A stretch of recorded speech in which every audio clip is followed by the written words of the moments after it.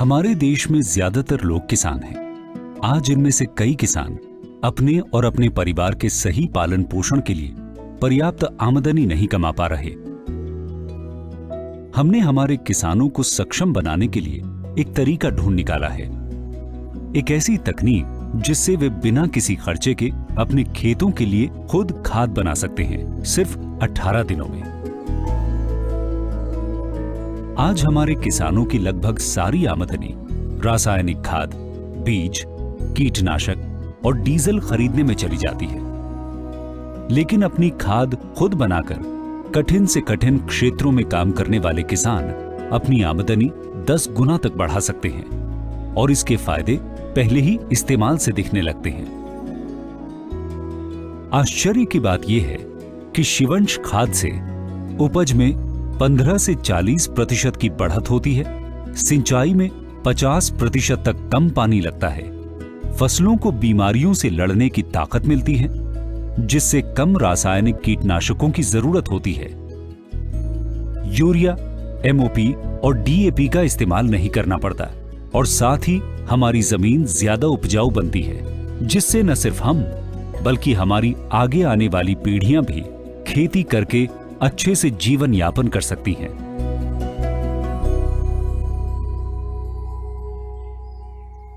शिवंश खाद।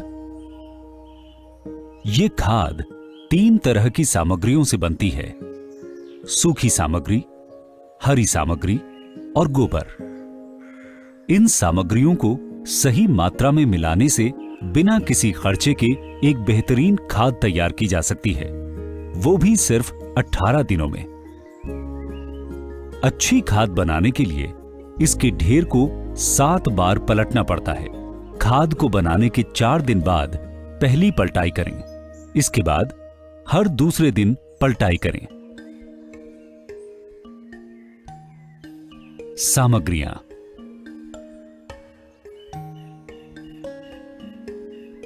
सूखी सामग्री। सूखी सामग्री सबसे पहले इकट्ठी करें, क्योंकि उसका पूरी तरह से सूखना जरूरी है। इसमें सूखी घास या खरपतवार, भूसा, लकड़ी के छोटे टुकड़े, सूखी पत्तियां या पौधों का कोई भी सूखा हिस्सा इस्तेमाल किया जा सकता है। हरी सामग्री। खाद में जाने वाली हरी सामग्री ताजा होनी चाहिए। हरी घास, पत्तियां, खरपतवार या पेड़ों के हरे हिस्से खाद बनाने वाले दिन इकट्ठा करें। नीम या यूकेलिप्टस के पत्तों का इस्तेमाल न करें, क्योंकि इनसे खाद में रहने वाले जीवाणुओं को नुकसान हो सकता है। गोबर। नाइट्रोजन का सही मात्रा में होना हमारी खाद की गुणवत्ता के लिए बहुत जरूरी है। गोबर जितना ताजा होगा, उतना ही ज्यादा उसमें नाइट्रोजन होगा। विभिन्न प्रकार के पशुओं के गोबर का इस्तेमाल एक पौष्टिक खाद बनाता है।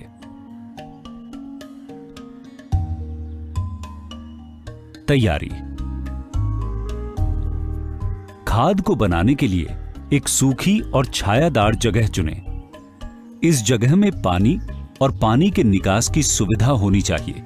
साथ ही खाद के ढेर के आसपास चलने की जगह होनी चाहिए।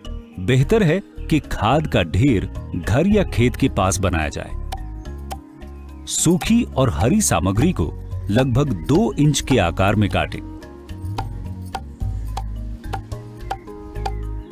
इसके बाद सारी कटी हुई सामग्री और गोबर को खाद बनाने की जगह पर जमा कर लें।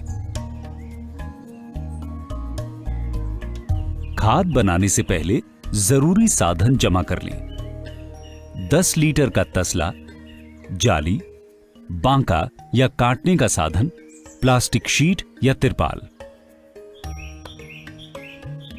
विधि।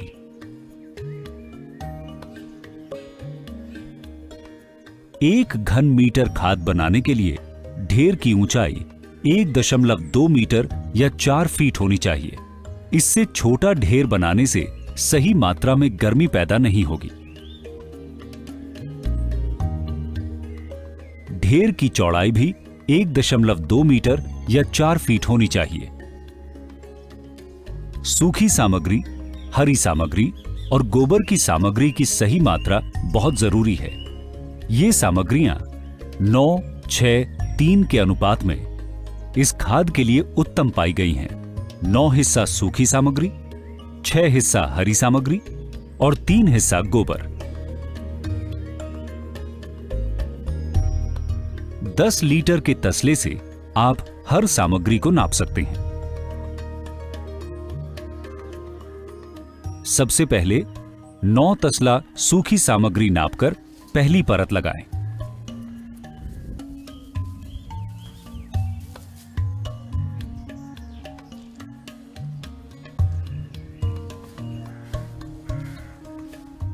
अब 1.5 तसला पानी पूरी परत पर बराबर से छिड़कें।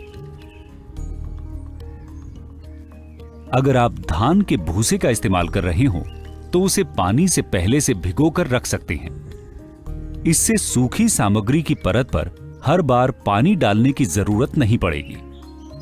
अगले परत के लिए 6 तसला हरी सामग्री भूसे के ऊपर डालें।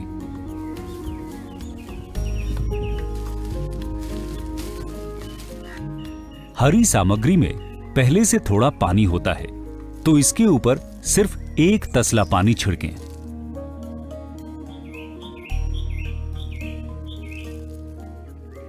अब 3 तसला गोबर हरी परत के ऊपर डालें।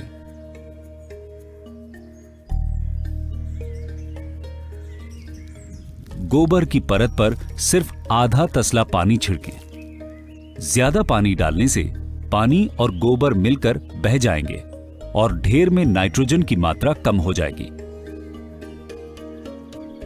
अभी तक की विधि में आपने देखा, पहली परत में 9 तसला सूखी सामग्री, दूसरी परत में 6 तसला हरी सामग्री, फिर तीसरी परत में 3 तसला गोबर और हर परत के बाद पानी। इसके बाद सूखी, हरी और गोबर की परतें दोहराते जाएं जब तक ढेर 4 फीट ऊंचा न हो जाए या लगभग कंधे तक।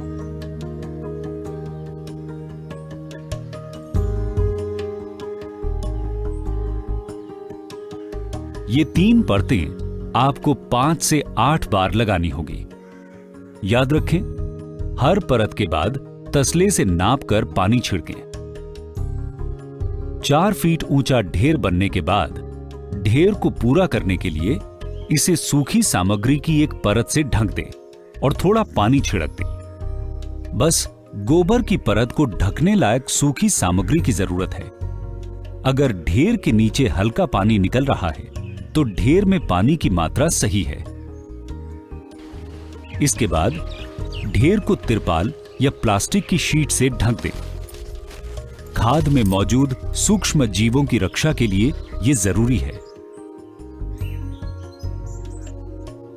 खाद को बिना जाली के बनाने के लिए पूरी विधि भी ऐसी ही है। बस ढेर 1 फुट ज्यादा चौड़ा रखें और परतें बनाते समय किनारों को अच्छे से दबाते रहें, जैसा कि मिट्टी की दीवार बनाने के लिए करते हैं। इससे ढेर स्थिर रहेगा और गिरेगा नहीं।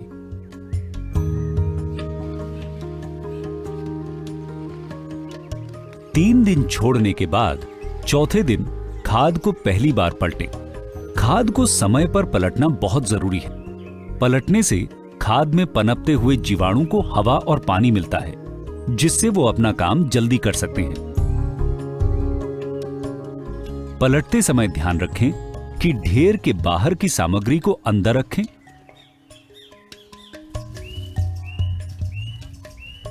और अंदर की सामग्री से बाहर की परत बनाएं।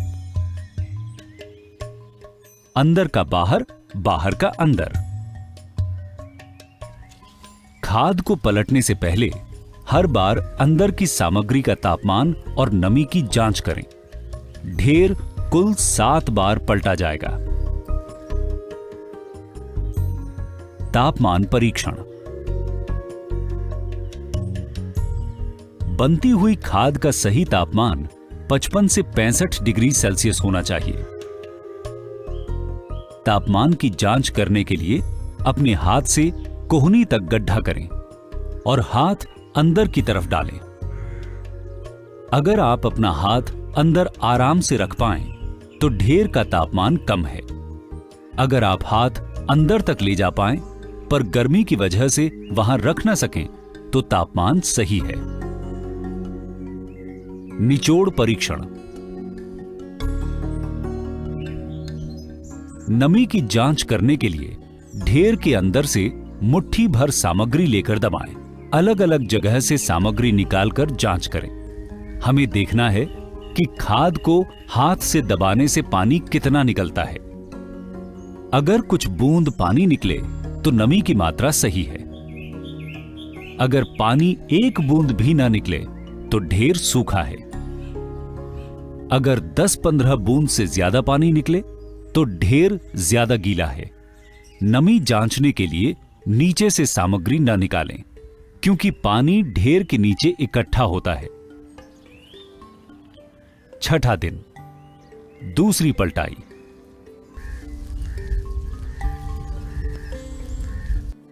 छठे दिन ढेर को पहले की तरह पलटें।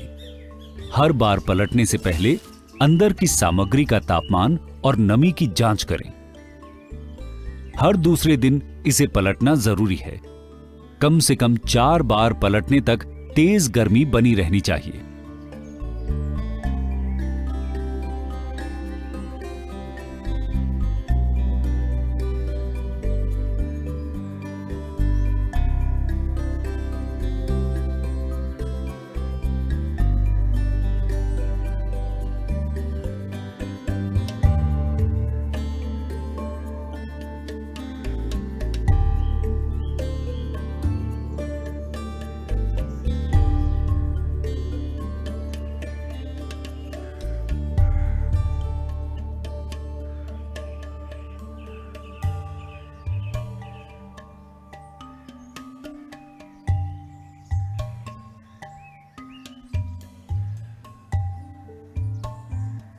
अठारह दिन पूरे होने तक ढेर का तापमान कम हो जाना चाहिए। इससे पता चलता है कि खाद तैयार है। अगर तापमान कम नहीं हो या पानी की मात्रा ज्यादा हो तो ढेर को कुछ दिन और पलटें। सूखने और ठंडे होने के अलावा आप देखेंगे कि तैयार खाद का रंग गहरा हो जाता है।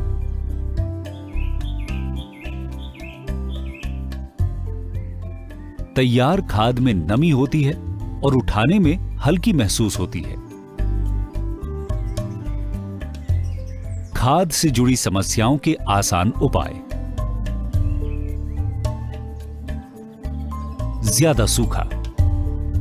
अगर खाद के ढेर की सामग्री सूखी लगे तो पलटते समय पूरे ढेर में पानी तब तक छिड़कें जब तक खाद नमी की जांच में खरान ना उतरे। मुट्ठी भर खाद से 10 से 15 बूंद पानी निकलना चाहिए। ज्यादा ठंडा।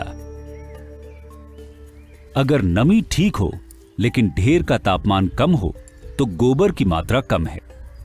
ढेर को पलटते समय 3 तसला गोबर थोड़ा थोड़ा करके पूरे में मिलाएं। 2 दिन बाद तापमान फिर से चेक करें।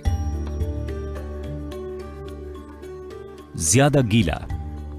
अगर पानी की मात्रा ज्यादा हो तो पलटने से पहले सामग्री को धूप में फैलाकर थोड़ा सुखा दें।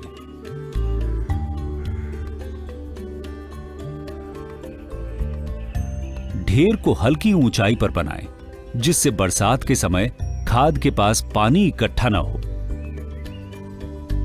ध्यान रखें कि प्लास्टिक शीट या तिरपाल में छेद ना हो।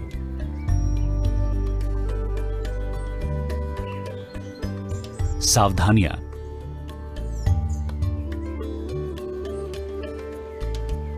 बिच्छू और सांप खाद के पास समय समय पे आ सकते हैं। प्लास्टिक की शीट या तिरपाल को निकालते समय सावधानी बरतें।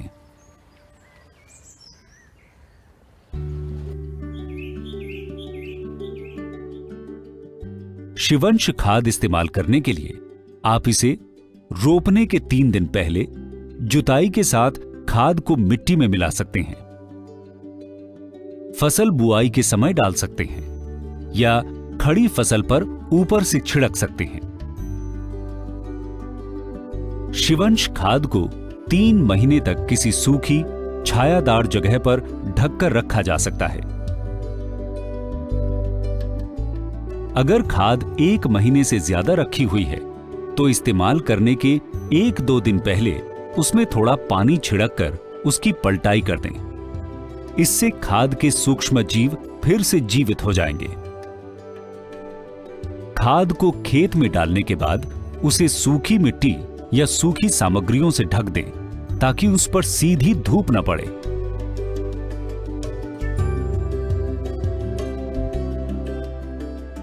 एक ढेर खाद अपने परिवार के लिए 1 सीजन की सब्जियां उगाने के लिए काफी है। 1 एकड़ खेत में शिवंश खाद के 8 ढेरों की आवश्यकता होती है। पहली बार शिवंश खाद के इस्तेमाल के साथ आप यूरिया का इस्तेमाल आधा कर सकते हैं और एमओपी, डीएपी का इस्तेमाल पूरी तरह से बंद कर सकते हैं। अगली फसल में आप सिर्फ शिवंश खाद का इस्तेमाल कर सकते हैं। अगर मिट्टी की हालत बहुत ज्यादा खराब है तो शिवंश खाद की इस्तेमाल दुगनी मात्रा में करें।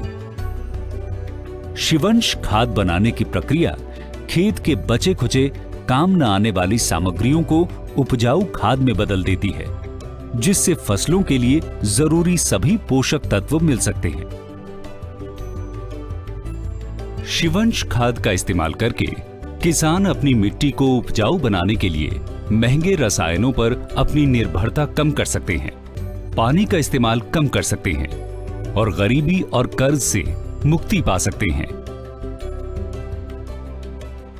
कई किसानों ने भारी मात्रा में शिवंश खाद का इस्तेमाल करके पहली बार से ही यूरिया का इस्तेमाल बिल्कुल बंद कर दिया है। पूरे भारत में हजारों खेतों में शिवंश खाद का इस्तेमाल हो रहा है, जिससे मिट्टी की उपज, शक्ति और किसानों की आमदनी बढ़ रही है। आप भी ऐसा कर सकते हैं।